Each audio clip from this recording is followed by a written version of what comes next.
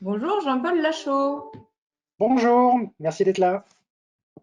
Il est 13h30, pardon. Bienvenue pour ce nouveau rendez-vous, ce nouveau webinaire. Nous attendons une grosse cinquantaine de participants pour aujourd'hui, pour ce début d'après-midi. Donc, nous vous laissons rentrer progressivement dans notre salle virtuelle. Et puis, nous commencerons, comme d'habitude, à 13h33 à peu près. Voilà. Bonjour à tous ceux qui nous saluent dans le chat. Bonjour Elodie, bonjour Didier, merci. On a quelques fidèles, Jean-Paul, dans cette série de webinaires depuis plusieurs semaines maintenant.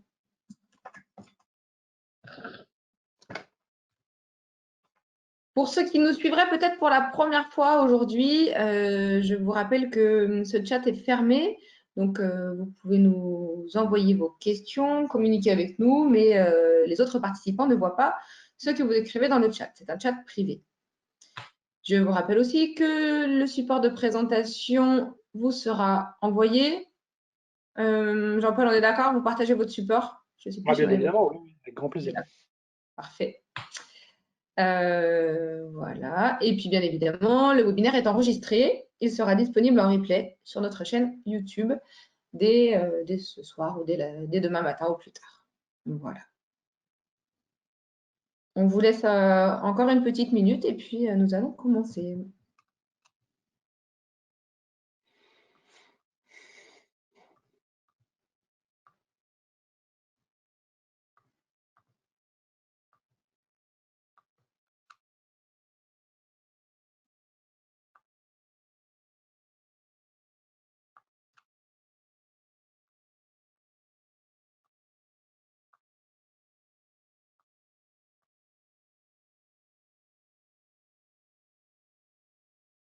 Vous pouvez nous dire dans le chat en attendant hein, si tout va bien, si vous nous entendez bien et si vous nous voyez bien.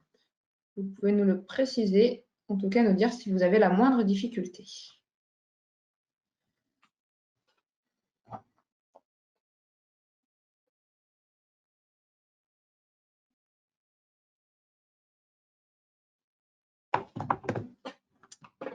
Ok, il est 13h33. Ah, j'ai un petit message de bonjour. Bonjour Armand, bonjour Lynn, bonjour Hélène. Connexion toujours parfaite, impeccable. Merci pour ces bons retours. Allez, c'est tout bon. Je lance officiellement ce nouveau webinaire.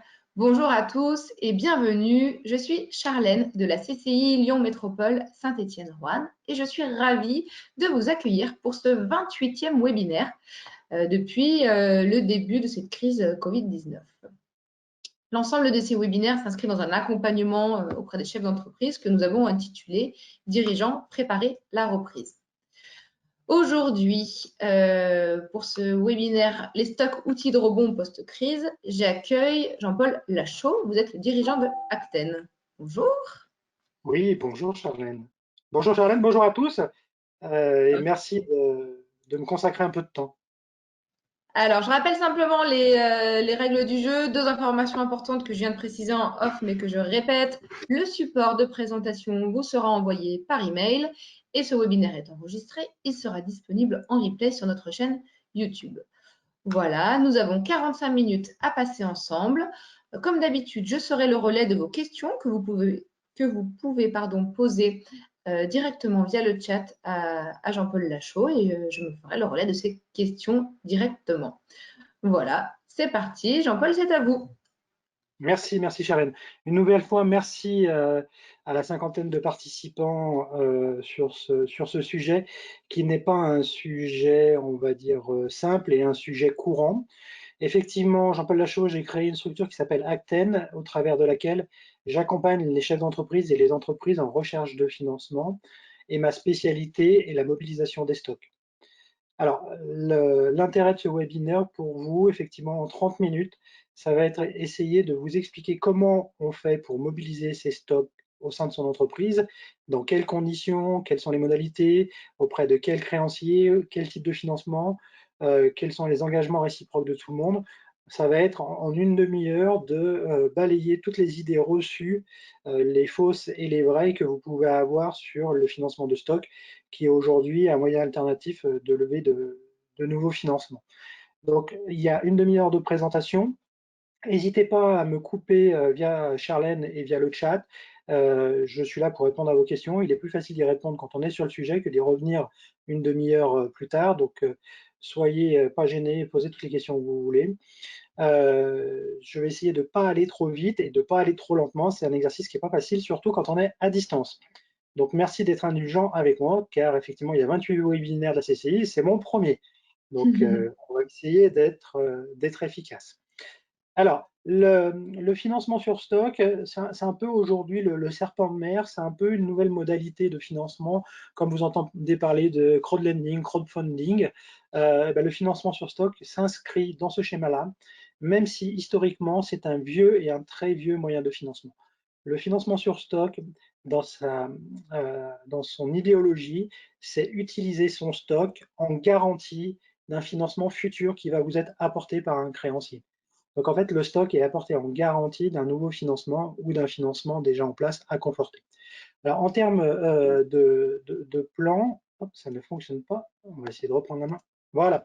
En termes de plan, donc effectivement, historique, les modalités, le marché, les intervenants, les types de financement que l'on peut avoir et obtenir par son stock, les secteurs d'activité, et enfin, j'en profiterai de cette demi-heure-là pour faire ma pub, si vous me le permettez, parler 30 secondes d'Acten et de qui je suis. Charlène, est-ce que vous pouvez envoyer le questionnaire, s'il vous plaît? Oui, allez, c'est parti. On lance la première question. L'idée était de savoir, de connaître un peu votre secteur, vos secteurs d'activité. Donc voilà. En fait, voilà, c'est plus pour savoir qui sont les participants. Est-ce que vous êtes comme moi des sociétés de conseil, des sociétés industrielles dans lesquelles vous faites de la transformation, ou purement du négoce et du commerce? Voilà. On vous laisse encore quelques secondes pour répondre. C'est très partagé pour l'instant. Voilà, j'espère que tout le monde peut cliquer correctement, ne pas me répondre dans le chat, hein, mais vraiment directement en cliquant sur le sondage. Ok. Allez, vous êtes plus de la moitié à avoir voté. Hop, je ferme le sondage, il est plus accessible, c'est normal. Je partage les résultats, voilà, c'est vraiment bien réparti. Ok, alors juste petit focus sur ce sondage-là. Donc, à part égale, conseil 30%, industriel 30% et négoce commerce 35%, 35-40%. Les copains qui faites du conseil, vous êtes bien évidemment les bienvenus. Prenez le maximum d'informations et parlez du financement sur stock. Plus on sera nombreux à parler du financement sur stock, plus la mousse va monter, plus le gâteau et la mousse au chocolat sera grosse et plus le marché sera gros. Les industriels et effectivement les commerces. Ce webinaire vous est bien évidemment dédié et on va avoir des exemples par la suite pour chacune des activités avec les points à éviter et les points positifs de vos activités. Voilà, pour faire succinct. Alors, le financement sur stock, en termes d'historique, ce qu'il faut savoir, c'est que c'est quelque chose qui existe depuis très longtemps. C'est ce que je vous expliquais tout à l'heure. On a des traces qui remontent à 1880. Les photos que vous avez ont été prises sur Lyon. Donc, on a des anciens bâtiments où, en fait, c'était des entrepositaires.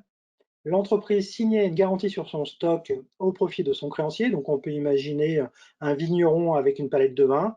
Le vigneron amenait sa palette de vin dans ce magasin général. En échange, le magasin général donnait un ticket qu'on appelle un ticket de varentage au vigneron. Et le vigneron le donnait à son banquier. Et le banquier se servait de ce ticket comme d'une garantie. Et tant que l'entreprise n'avait pas récupéré son ticket, elle ne pouvait pas retourner chercher son stock qui était localisé dans les entrepôts. Donc c'est un très vieux système qui repose sur un schéma juridique qui s'appelle le gage. Alors il ne faut pas avoir peur de ces termes-là. Le gage sur stock, c'est la même chose qu'un nantissement de fonds de commerce. C'est la même chose qu'une hypothèque sur votre résidence principale. C'est la même chose qu'un nantissement de marque. C'est la même chose qu'un nantissement sur des parts de société. En fait, le législateur donne ce terme de gage qui peut inquiéter, mais malgré tout, c'est ni plus ni moins qu'une option que se procure le créancier en cas de défaillance de votre part. Il n'y a pas du tout, dans le système historique de gage, les gages sur stock, il n'y a pas de transfert de propriété. L'actif reste bien chez vous, il reste bien à vous. Par contre, il peut être confié à un tiers qui, lui, va le surveiller au profit d'un banquier. Donc, ce terme de magasins généraux, aujourd'hui, ça n'existe plus, puisque c'est trop compliqué de transférer physiquement son stock, mais le schéma juridique perdure, et c'est effectivement un vieux mode de financement qui est un peu tombé en désuétude, mais qui est bien relancé depuis le début des années 90. Alors, il existe en fait 3 modes de financement juridique pour mobiliser son stock. Le gage dont je viens de parler, où effectivement il n'y a pas de transfert d'actifs, l'actif reste bien dans votre bilan. C'est un droit futur que se donne le créancier. Il existe un autre système qui est beaucoup plus engageant, qui est un système qu'on appelle de la fiducie-sûreté, qui existe depuis maintenant une dizaine d'années, où là, effectivement, il y a un vrai transfert de propriété vis-à-vis du créancier. Et enfin, il y a un autre système qui existe depuis aussi une dizaine d'années, qui est un achat pour compte de tiers, où là, le stock sort complètement de votre bilan et où le stock, vous donnez l'instruction à un tiers d'acheter votre stock. 95% des dossiers se font sur ce schéma-là, gage des stocks, gage avec des possessions, où le stock en fait va être une promesse en cas de défaillance. Vous voyez, c'est un montage qui est adapté à tout type de structure. Ce montage-là, moi j'ai fait des dossiers de 20 000 € pour 20 vaches, qui a été mon plus petit dossier, et mon plus gros dossier a été 60 millions d'euros. Donc, si vous êtes une petite structure, on a la capacité de le faire juridiquement. Et après, plus vous êtes gros, plus c'est facile et plus ça peut intéresser des créanciers. Pardon. Pour toutes les autres situations, fiducie-sûreté, là, on est plus sur des gros montages et des gros dossiers. Et l'achat pour compte de tiers, c'est vraiment anecdotique. Je vous l'ai mis pour mémoire, mais aujourd'hui, ça représente moins de 1% du marché. Alors, dans les notions de gage, il faut distinguer, on va reprendre juridiquement chacun de ces 3 points. Je vais quand même faire un focus sur le gage, qui est 95% des dossiers aujourd'hui mis en place. Il y a 2 notions qui sont importantes, c'est la notion de gage avec des possessions, qu'on peut appeler aussi mobilisation avec rétention, ou gage sans dépossession, où là, il n'y a plus cette notion de rétention. Alors, petit focus, alors on fait le focus juridique, ne partez pas, parce que c'est là où je peux vous perdre, après vous allez voir, ça va être plus facile. En termes de gage et de financement sur stock, donc il y a un créancier et une entreprise. Donc le créancier vous accorde le financement, vous mettez votre stock en garantie. Derrière, ce stock va être confié, ce qu'on appelle à un tiers gagiste, qui lui va être redevable vis-à-vis de la banque ou du créancier du bien aller de la garantie. Et en fait, cette société-là va apporter la garantie au créancier. Vous avez tous entendu parler du prêt garanti par l'État, le fameux PGE. Et bien, le PGE, la garantie va être faite par BPI. Ici, dans ce montage-là, la garantie va être faite par un tiers qui va être l'œil de Moscou dans le montage pour le créancier. Hop, j'ai perdu ma souris, voilà. Excusez-moi. Et ces tiers gagistes, il y en a 2 aujourd'hui qui interviennent en France. Il y en a un qui passe 95% du marché qui s'appelle Oxia et un autre qui est un plus petit faiseur qui s'appelle Haro. Donc, dans ces 3 intervenants, vous-même, entreprise ou vos conseils, vous définissez votre besoin. Le créancier, lui, va définir la structure du financement et le tiers gagiste, lui, va définir la fonctionnalité de la garantie. Ces garanties sur stock, on parlait tout à l'heure, je vous parlais de gage avec ou sans dépossession. N'ayez crainte, n'ayez pas peur. La notion de dépossession, c'est le terme juridique, mais voyez plutôt ça comme un droit de rétention.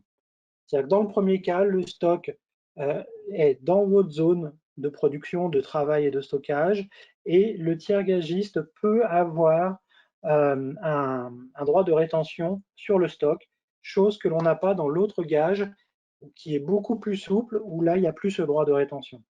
Ce qui veut dire que les créanciers, eux, vont préférer cette partie-là, là, du gage avec des possessions, alors que les entreprises, elles, vont préférer le gage sans dépossession. C'est un petit peu plus facile à mettre en place, même si au final, rien n'est trop compliqué. Le marché du gage en France, aujourd'hui, c'est 3 500 dossiers actifs en France. c'est-à-dire qu'on est sur un montant qui est 10% du montant de l'affacturage. L'affacturage, pour mémoire, on va mobiliser le poste client. Là, dans le stock, on mobilise le poste stock. Le poste stock représente 10 fois moins que le poste affacturage. Donc en fait, on est vraiment pas dans les prémices, mais on a encore beaucoup de chemin à faire pour pouvoir rivaliser avec eux. Et ce qui est intéressant de voir, c'est qu'un dossier moyen, c'est plutôt sur des dossiers un peu conséquents, puisqu'on a 850 000 € de garantie. Un dossier moyen, c'est 2 ans et demi. Et on est sur des dossiers, 70% des entreprises sont en croissance et 30% sont en défensif. On pourrait imaginer, et c'est effectivement l'idée qui a perduré pendant une trentaine d'années, que le gage soit réservé aux entreprises en extrême difficulté. Or, en fait, ce n'est pas vrai. Quand on regarde les stats, dans 30%, effectivement, ce sont des entreprises qui ont besoin de se défendre et qui ont besoin de se concentrer sur leur production, mais dans 70%, on est dans des entreprises qui sont en forte croissance, sur lesquelles on a besoin de relais de financement. Et là, le stock va être mobilisé. Le stock est un produit intéressant à mobiliser. Alors, quand vous mobilisez votre stock, il y a deux points importants à regarder. C'est d'abord, pour moi, la valeur du marché. C'est-à-dire que tout le monde va vous dire, oui, mais ton produit, il n'intéresse personne. Qu'est-ce que je vais faire avec mon marché, sur le marché si je récupère ton stock? En fait, ça, il faut arrêter tout de suite ce type de discours. Ni le gagiste ni le banquier sont là pour récupérer votre stock. Eux, ils sont là pour mettre un coup de pression en cas de défaillance de votre part. Et en fait, le stock va s'écouler au travers de votre réseau commercial. J'ai mis un exemple, là, alors c'est un gros dossier, hein, c'était une bijouterie industrielle qui faisait 120 millions d'euros de chiffre d'affaires avec une grosse garantie de 12 millions d'euros. La société a eu des difficultés, elle est passée en procédure collective. Le stock s'est vendu progressivement dans la phase d'observation et dans la phase de la procédure collective. Et en fait, les créanciers ont été complètement détachés de leur financement et remboursés dans la phase d'observation. Donc les créanciers n'ont pas mis la main sur le stock. Un autre cas avec du tissu, où là, les créanciers, pareil, n'ont pas mis la main sur le stock, pardon. Ça a été vendu immédiatement et ils ont récupéré la totalité de leurs créances. Donc en fait, arrêtons de dire que on a peur et le banquier va se retrouver avec le stock. Ça, ce n'est jamais vrai, ce n'est jamais le cas. Si on prend les stats,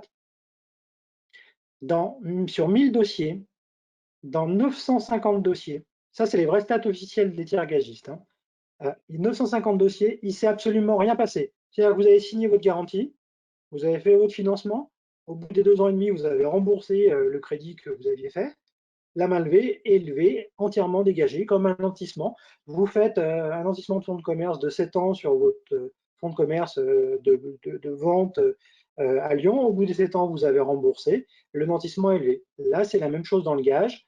Au bout des 3 ans de moyenne, 950 dossiers sur 1000 sont complètement remboursés. Et effectivement, dans 5%, le dossier part en procédure collective. Et sur mes 50, il y en a 45 où la banque ressort complètement propre à le chef d'entreprise, et il y en a 5 où on est obligé de faire une action forte sur le stock et de vendre le stock.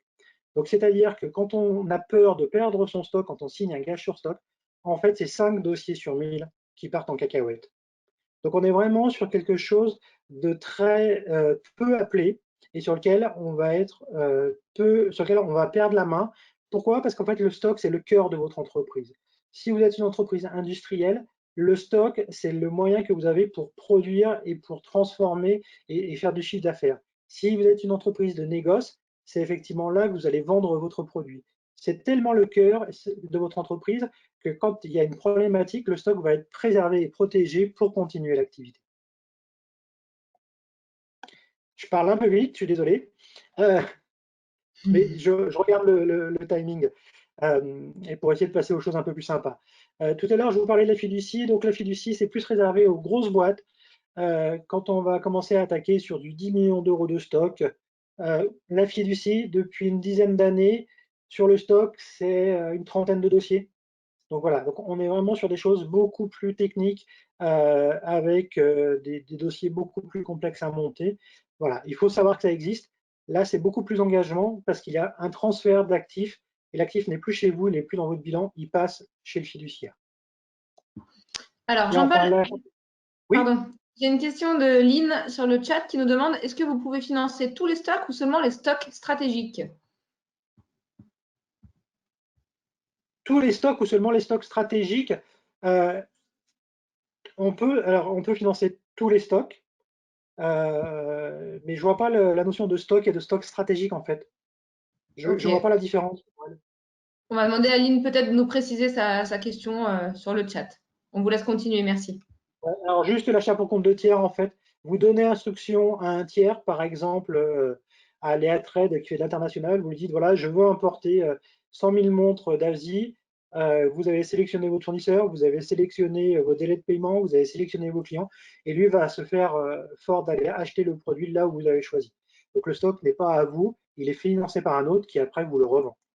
Donc ça, c'est aussi un petit peu plus ponctuel et c'est vraiment dédié aux sociétés en très très bonne qualité.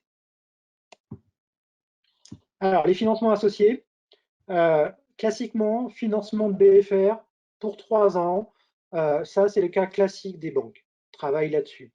Maintenant, il faut être créatif et ce stock-là, vous avez compris que c'est un actif qui peut être proposé à tout type de financement. Ça peut être proposé à du crédit de campagne.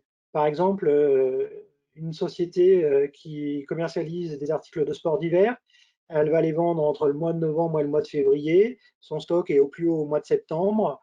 Et ben, on peut très bien faire un financement complètement décalé par rapport à son activité. C'est le cas aussi des vignerons qui vont avoir du stock jusqu'au 15 février. Et ben, on va faire un financement de septembre à février. Poste client, une société qui n'a plus d'assurance crédit, je suis son fournisseur, je peux donner mon stock en aval pour garantir ma ligne avec mon fournisseur. Je suis un associé, j'ai envie de remettre des billes dans ma société, mais j'y ai déjà mis ma caution, ma grand-mère, ma maison, mon divorce. Et ben, je peux mettre le stock pour venir garantir mon compte courant d'associé. Euh, ça peut être des obligataires, ça peut être un bridge le temps d'attendre une ligne, ça peut être la protection du chef d'entreprise pour préserver sa caution. Donc en fait, il ne faut pas se censurer. Tout type de financement, court, moyen terme, long terme, de la new money, de la caution, de l'obligataire, du fonds de garantie peut intéresser un créancier. Donc il faut sortir des sentiers battus. Alors, Jean-Paul, j'ai une question d'Armand là sur le chat qui nous demande peut-on financer des stocks de matières premières? Merci Armand. Oui, on peut financer des stocks de matières premières.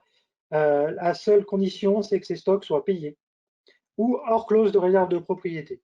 La notion de réserve de propriété, c'est-à-dire que le fournisseur, tant que vous, client, vous n'avez pas payé le fournisseur, vous êtes en capacité de venir récupérer la marchandise.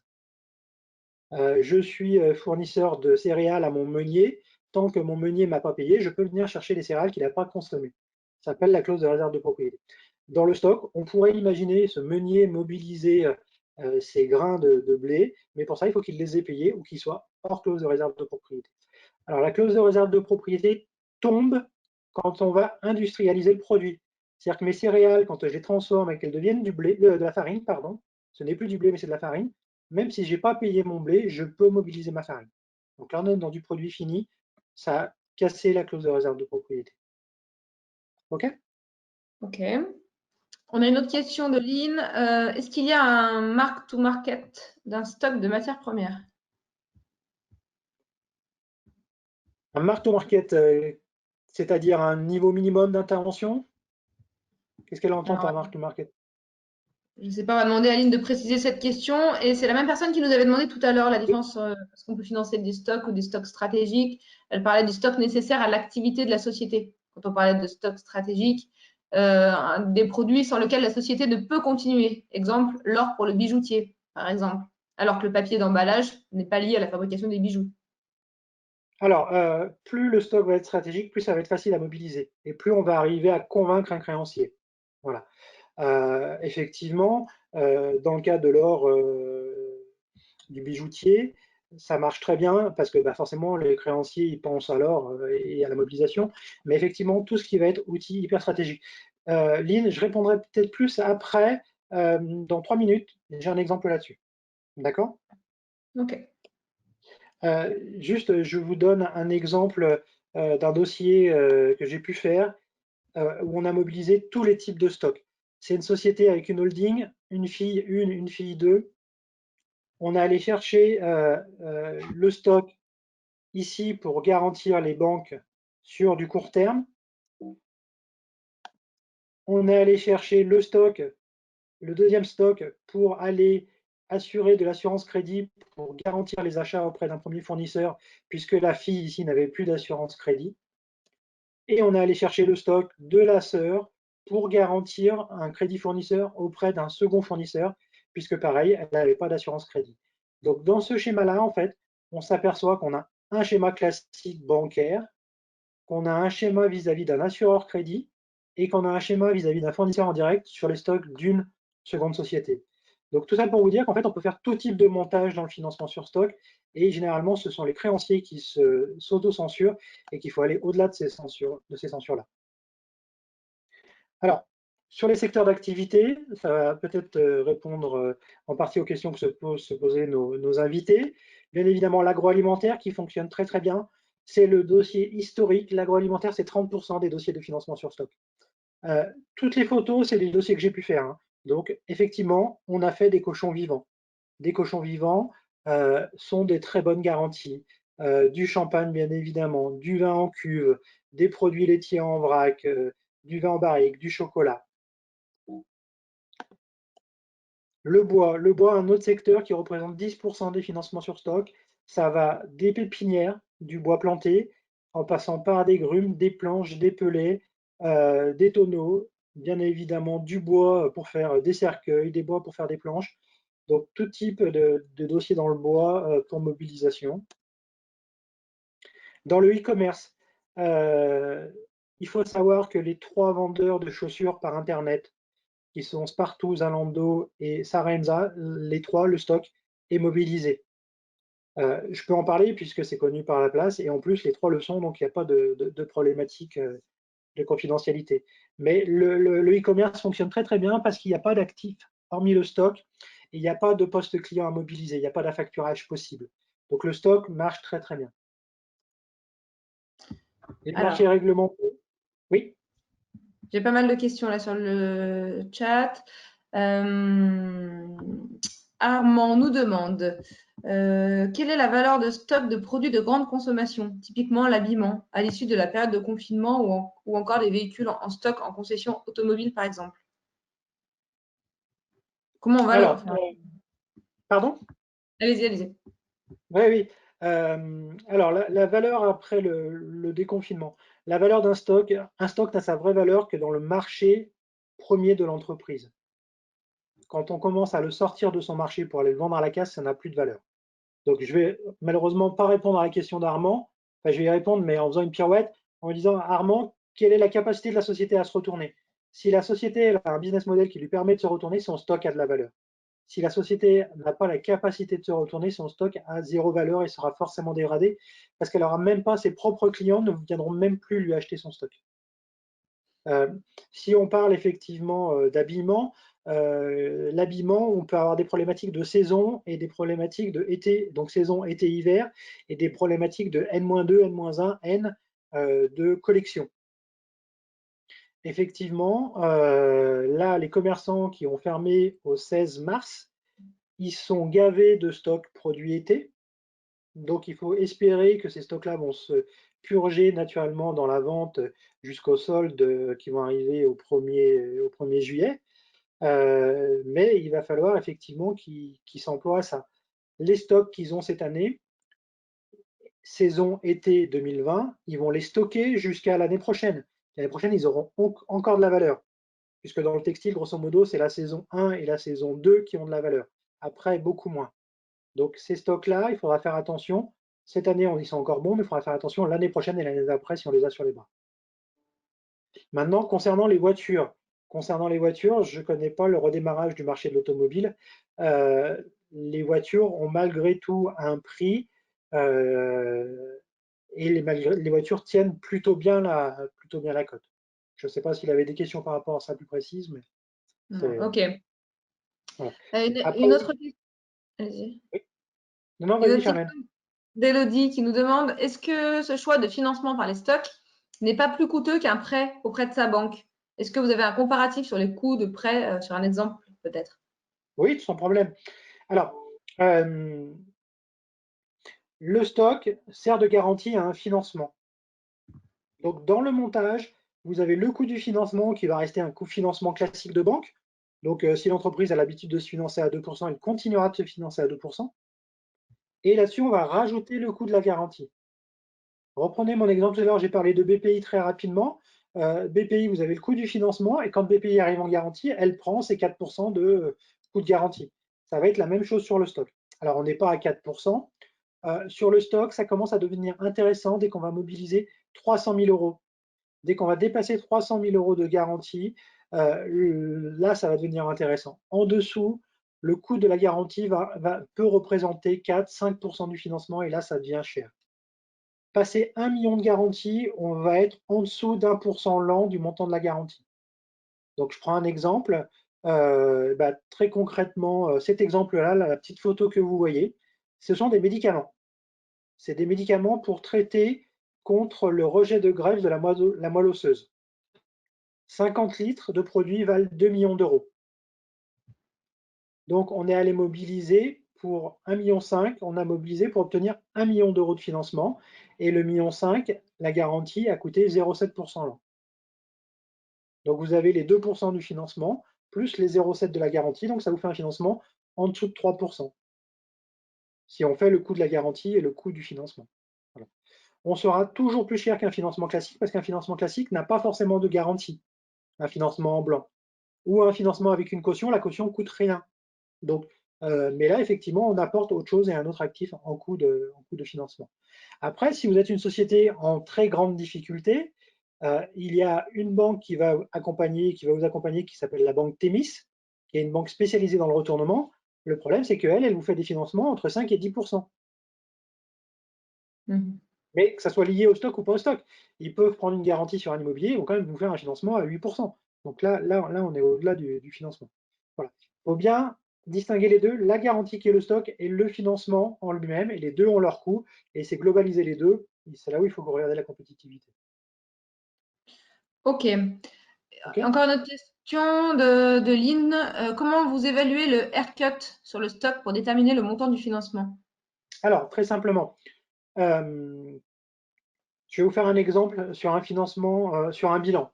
Vous prenez un bilan où on a une société qui a 1 million d'euros de stock, un tiers matières premières, un tiers d'encours de production et un tiers de produits finis.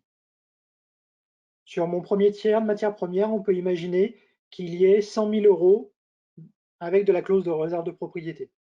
Donc sur mes 300 000 de base, un petit peu plus, je vais garder 200. Mes encours de production, très difficiles à mobiliser. Moi, en 12 ans de stock, j'en ai fait 2 fois, donc je les écarte, dans le cas classique. Et il me reste 350 000, 300 000 de produits finis. Là-dessus, sur ces produits finis, quand on va commencer à regarder les taux de rotation, quand on va commencer à regarder la dépréciation, il y a peut-être que 200 000 euros de produits de très bonne qualité et réellement intéressants à mobiliser.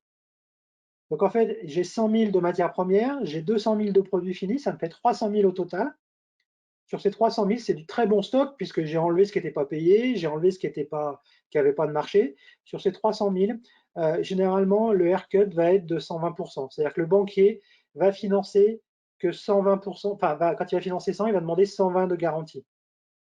Donc, grosso modo, sur ces 300 000, on va proposer un financement de 200 000 euros garanti par 240 000, à peu près.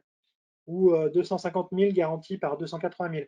Voilà. Le taux moyen de surgarantie est de 120% sur du très bon stock. Maintenant, si on veut garantir avec du stock un petit peu moins bon, eh ben effectivement, on peut aller chercher du 140%, on peut aller chercher du 200% de taux de couverture. Mais ça, c'est dossier par dossier. Malgré tout, malheureusement, je ne peux pas le dire comme ça. Je vous donne les grandes masses. Hein, après, voilà. Alors, d'autres exemples, j'en ai profité en industrie. Voilà, ça, c'est tous des cas sur lesquels je suis intervenu. Bien évidemment, des lingots d'argent, des lingots d'argent très faciles à faire, hein, on a un cours. Par contre, là, on a des pièces de sous-traitance pour l'automobile. Les pièces de sous-traitance de l'automobile n'ont qu'un intérêt parce qu'elles ont des clients derrière. Et si effectivement le banquier met la main sur mon tube noir ici, eh ben, il n'y a plus aucune Peugeot qui sort au niveau européen. Donc Peugeot sera très intéressé de venir acheter le stock. Donc c'est pas parce qu'on a des produits très compliqués ou dédiés qu'on ne peut pas faire le montage. Dans cet exemple-là, on a des choses très basiques et on a des choses très complexes. On Alors, on a une parlait, question de oui, Fabrice, pardon Jean-Paul, qui nous demande si le financement fonctionne aussi sur les stocks de pièces de rechange, maintenance, moteur électrique, carte électronique. bien sûr, sans aucun problème. Peu importe le stock, pourvu qu'il y ait un marché en face. Ok. D'accord? Encore une question de Lynn qui nous dit quelle est la durée du financement possible? Alors, la durée, la moyenne, c'est 2 ans et demi. Maintenant, il n'y a pas de minimum. D'accord. On est généralement plus sur quand même du financement de BFR, donc sur des financements qui vont durer 12, 24 ou 36 mois. Maintenant, moi, j'ai vu le plus vieux dossier que j'ai vu, il avait 17 ans de financement sur stock. C'est une caution, en fait, c'est un chef d'entreprise qui n'a jamais voulu donner sa caution, il la renouvelait tous les ans. Il renouvelait le stock tous les ans pour préserver sa caution.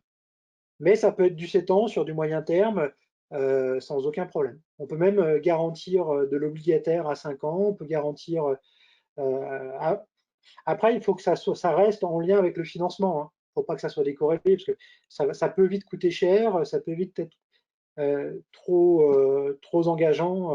Là, on ne va pas financer de l'immobilier avec, par exemple, hormis cas spécifiques. Et est-ce que le stock est réévalué en cours de financement? Alors, le stock, en fait, par exemple, si je prends mon exemple, pardon, hop, ici le poêle à bois, la valeur du stock va être déterminée par la valeur bilancielle de l'entreprise et on est obligé de le valoriser au prix de suivi de l'entreprise. Donc, quand il y a de la dépréciation, le stock va être déprécié et normalement, ça devrait faire tomber la valorisation du stock, mais ce stock-là, il est censé être remplacé. Donc, normalement, il n'y a pas de réévaluation. Maintenant, certains créanciers le demandent.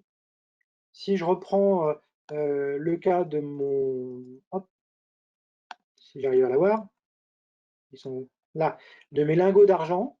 Le cas de mes lingots d'argent, là, il y a un LME qui donne le prix de l'argent de façon instantanée.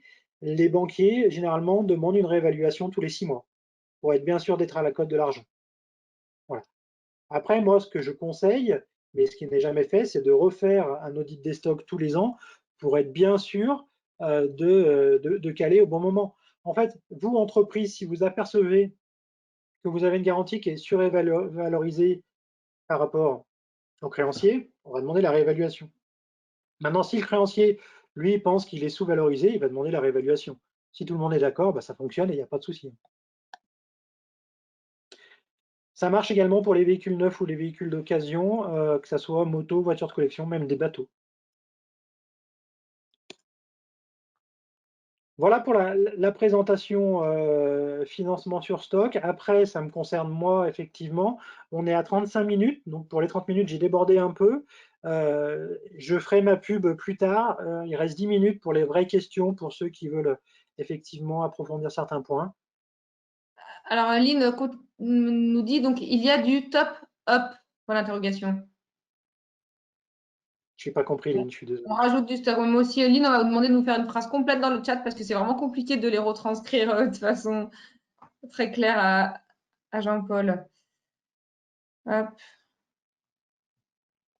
En attendant, n'hésitez pas à nous solliciter et à poser vos questions directement à Jean-Paul Lachaud, directement à Voilà, travers le. un cas concret pour répondre à la question tout à l'heure de Lynn, je crois, euh, sur les pourcentages de couverture. Je ne vous donne pas le nom, mais voilà, c'est une société qui a quand même pas mal de stock. C'est une société, bah, ça rejoint un peu ce que me disait Armand tout à l'heure. Cette boîte-là a 50 millions d'euros de stock au global. Il y en a 40 millions qui sont dans des magasins de retail et il y en a 20 millions qui sont dans des entrepôts et c'est du textile. D'accord? Cas concret. Bien, pardon. Euh, dans mon entrepôt, j'ai 20 millions d'euros, 19 millions 500. Là-dedans, je voulais faire ce que j'ai appelé tout à l'heure un gage avec rétention, une mobilisation avec rétention. Donc, il faut que je puisse isoler mon stock. J'ai 14 millions de possibles physiques. Là-dessus, j'ai 1 million de fournisseurs. J'ai 1,3 million de produits dépréciés, donc qui n'ont plus de valeur. Et j'ai du stock obsolète, abîmé, ce qui fait qu'en fait, j'ai réellement un bon stock pour 12 millions d'euros. Sur ces 12 millions d'euros, je ne peux jamais nantir 100% parce que sinon l'entreprise, elle ne pourrait pas travailler Donc en fait, on va extraire 30%, alors qui ne sont pas juridiques, qui sont juste de la marge de fonctionnement pour l'entreprise.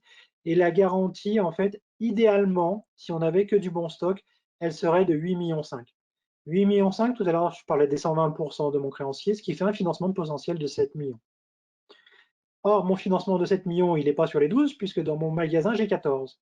Donc, pour arriver à surgarantir mes créanciers, eh ben, je propose 140% de taux de couverture. C'est-à-dire que dans un cas classique, si j'avais eu que du bon stock, j'aurais pris 120% sur 8,5 millions. Mais comme j'ai du stock déprécié et que je travaille sur 14 millions, ben, je suis obligé de survaloriser ma garantie. Donc ça, très concrètement, là, vous êtes dans le concret de mon travail quotidien sur des dossiers concrets. Donc là, on mobilise 10 millions de garanties dans un magasin qui compte 14 millions de stock et on va financer 7 millions d'euros. Ok. Alors, Denis nous demande combien de temps pour obtenir un financement? Combien de temps? Alors, la difficulté dans ce type de montage, c'est pas tant la technicité du stock, ça on arrive toujours à aller très rapidement. La difficulté, c'est l'obtention du financement vis-à-vis de votre créancier. Et en fait, dans le schéma, c'est le créancier en fait qui lui fait le chèque, donc c'est lui qu'il faut aller convaincre. Dans un schéma classique, étude du stock, une semaine, rencontre des créanciers, étude des créanciers 15 jours, 3 semaines, donc il faut un petit mois pour que ça arrive à fonctionner, si les 3 semaines, un mois, si les planètes se mettent dans le bon ordre. Maintenant, si effectivement l'entreprise a des difficultés à se financer auprès de son pool bancaire, s'il faut aller chercher une banque extérieure au pool bancaire, ça va être plus compliqué parce qu'il faut effectivement convaincre quelqu'un qui ne connaît pas l'entreprise encore. Ok. Est-ce que la visite des gagistes est-elle toujours obligatoire? Oui, malheureusement, oui. Qui Ont-ils pose la repris question, le Charles? chemin des entrepôts? Je crois que c'est la suite de la question. Pardon? Et ont-ils repris le chemin des entrepôts? Oui, ils ont repris le chemin des entrepôts. Ils ont fait des contrôles à distance, je sais, et ils ont repris le chemin des entrepôts depuis le déconfinement. Oui, oui, tout à fait. Et ils vont bien, oui, je vous donne de leurs nouvelles pour ceux qui les connaissent. Ok. Denis nous demande, des commerçants peuvent-ils se regrouper pour avoir une valorisation plus importante? Alors, commerçant de une boutique standard, euh, les dossiers que j'ai pu faire moi sur des boutiques, et après je répondrai parce que j'ai jamais eu cette question-là, donc je vais réfléchir en même temps, mais moi, j'ai travaillé sur des dossiers de montres, voilà, de la Rolex, où le bijoutier avait 200 000 euros de Rolex. Et là, il n'avait pas besoin de se regrouper. On a fait des dossiers simplement. Le cas des poêles à bois que vous avez vu tout à l'heure, que je vous ai montré, c'est un commerçant qui vend des poêles à bois. Donc, on avait nanti son stock arrière-boutique et on avait nanti son stock boutique également. Donc, son stock de showroom. Mais parce que les stocks étaient conséquents, il y en avait pour 100 000 euros à peu près. Maintenant, se mobiliser tous ensemble, il faudrait que les structures aient un lien juridique entre elles, et là, oui, on pourrait intervenir. Voilà. On peut imaginer une holding qui a 4 boutiques de vente de fringues, et ben, on peut imaginer toutes les boutiques de vente de fringues se mobilisent pour faire un financement sur la holding. Oui, ça, c'est faisable. Mais Ok. la société A qui n'a pas de lien avec la société C, qui n'a pas de lien avec la société E, là, ça va être très compliqué. Juridiquement, on pourrait, mais aller trouver un créancier qui finance tout ça, ça va être compliqué. D'accord. Damien nous demande, pour un client non couvert par une assurance crédit, peut-on mobiliser une valeur à prendre sur son stock qui correspondrait au montant de l'encours que l'on souhaite faire couvrir par l'assurance? Garantie Oui, permanente sans limite de durée. oui. L'intérêt on peut le mobiliser pour remplacer l'assurance crédit, justement pour aller chercher du crédit fournisseur. Ça, c'est tout à fait faisable. Ça que j'ai D'accord. déjà fait. Hmm. Ok. Xavier nous dit, on ne parle pas des coûts. Du coup, j'en ai parlé tout à l'heure, Xavier. Il n'était pas là? Il a dû arriver en retard, Xavier. Alors, Xavier, le coût, il y a le coût de la banque et le coût de la garantie, les deux à associer. Le coût de la banque va être lié à votre qualité de signature en tant qu'entreprise. Est-ce que vous êtes en mesure d'aller chercher un financement pas cher? Mais si aujourd'hui vous êtes financé à 2%, stock ou pas stock, vous continuerez d'être financé à 2%. Si vous êtes financé à 5%, ça continuera d'être à 5%. Et là-dessus, il faut rajouter le coût de la garantie. Le coût de la garantie, pour 1 million d'euros, on est à entre 0,8 et 1% l'an. Pour 500 000 euros, on est à 2% l'an. En dessous de 300 000 euros, on va être à 3-4% l'an. Donc en fait, ça devient intéressant pour moi au-delà de 300 000 euros de financement. Ok. Très bien. Pas de nouvelles questions pour l'instant dans le chat. Peut-être qu'on vous laisse nous dire quelques mots sur Acten et puis on verra si de nouvelles questions arrivent. Il est 14h15.